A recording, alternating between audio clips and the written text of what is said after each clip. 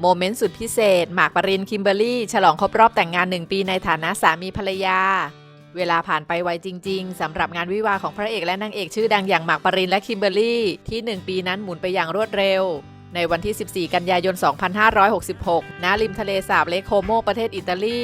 ท่ามกลางครอบครัวและบรรดาเพื่อนสนิทที่มาร่วมเป็นสักขีพยานในครั้งนี้อย่างอบอุ่น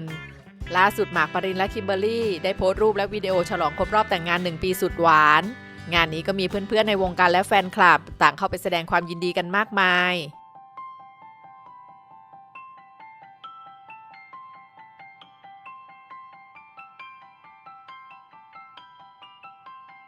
ขอบคุณที่ทำให้ครอบครัวทุกคนอยู่พร้อมหน้าพร้อมตากันวันนี้ขอบคุณที่ขอเขาแต่งงานขอบคุณที่ทำให้ความฝันของเราเป็นจริง Thank you husband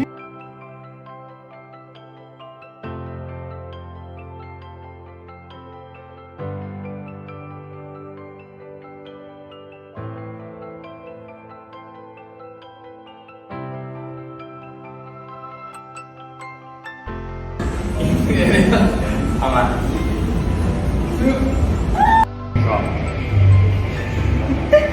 ระวังไหนล่ะเอาละจริง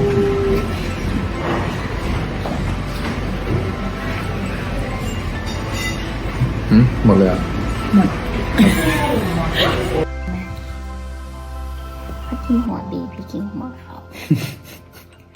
1 2 3